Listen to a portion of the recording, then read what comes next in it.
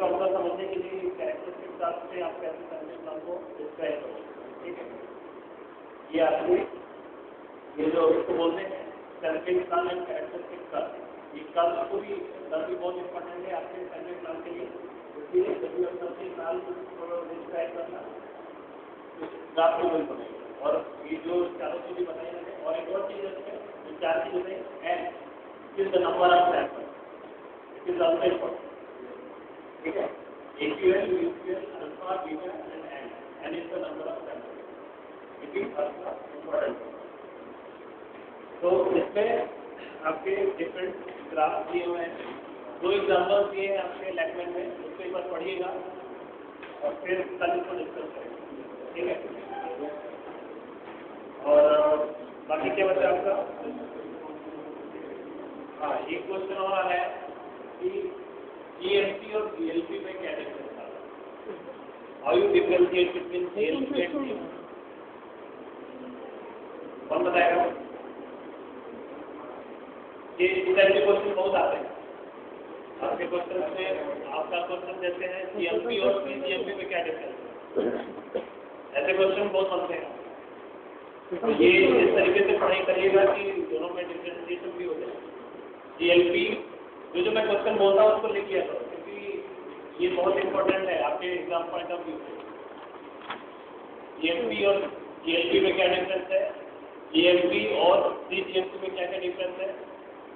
और जब मैंने आपको वैलिडेशन की बात करी थी, तो इक्विपमेंट वैलिडेशन में डिफरेंट टाइप के इक्विपमेंट लाइक ऑटोक्लेव का वैलिडेशन कैसे करें, how you validate an autoclave, ठीक है।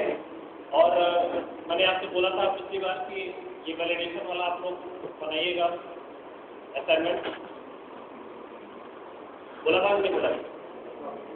नेक्स्ट आप परसों सब लोग बना के लाएंगे, सबके पास वो अवेलेबल है। फॉर्मेटिंग का उसको मुझे नहीं पता, आपके देखिए वैलिडेशन को समझना है तो मैंने आपको जो दिए हुए तो सबके पास है, इसके पास नहीं हो ले लेना और आप उससे बनाइए, ठीक है। वैलिडेशन इसकी पहले ही बात हो चुकी है, इसलिए क्योंकि ये नया टॉपिक है नहीं। वैलिडेशन के लिए आपको मैंने कुछ नोट्स अवेलेबल कराए थे कि नहीं कराए थे? सॉफ्ट कॉपी दी थी ना, सॉफ्ट कॉपी से बनाएंगे।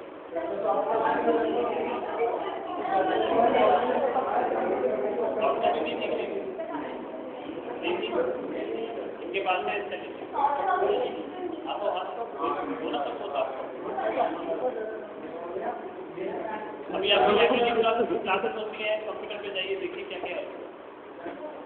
सबसे पहले मैं आपको बता देता हूँ कि जैसे वैलिडेशन का पार्ट है उसमें 3 चीजें आपको मेन कवर करनी है। First is analytical validation, second is equipment and concept of validation.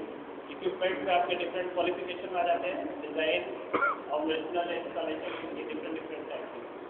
इसके बाद हाउ टू किसी भी एनालिटिकल मेथड वैलिडेशन कैसे करते हैं, उसमें आपको डिफरेंट चीजें बताई थी, accuracy, precision, range, specificity, robustness, ruggedness, ये सारी चीजें बताई थी। और मैंने आपको दिया हुआ है नोट, आपकी जो भी लाइब्रेरी क्लास है जाइए वहाँ पे लाइब्रेरी पे पढ़िए, उससे नोट बनाइए आपका, ठीक है। परसों मेरे को मिल जाना चाहिए, आपको ही समझ में आएगा, पढ़ के आओगे तो उसके बाद डिस्कस कर लेना अगर उसमें समझ नहीं आता, ठीक है। क्योंकि ये सारी छोटी छोटी चीजें हैं। एक्यूरेसी प्रिसिशन में आपको बताऊंगा कि क्या होता है, मैं सही होना चाहता हूँ इसको और शॉर्ट वीडियो पढ़िए क्या क्या चीजें होती है और कैसे इसको आप मेथड वैलिडेशन को कैसे यूज करेंगे, ठीक है। एक बार जाइए लाइब्रेरी क्लासेस आपकी खाली रहती है या फिर पूरी मॉर्निंग में हो, आप एक बार देखिए, फिर अगर नहीं आता है तो मेरे ठीक। ये वैलिडेशन की एक बात हो गई। परसों आप लोग सभी लोग सबमिट करेंगे और पढ़ के ही, या अगर नहीं सबमिट करना चाहते हो तो पढ़ के आओ, ठीक है। लेकिन ऐसा नहीं पढ़ने का होता, ऐसा नहीं कि जिससे पूछूंगा जिससे लोग आज प्रेजेंट है, सारी चीज क्लियर होनी चाहिए जो मैंने क्लास में डिस्कस करी है, ठीक है।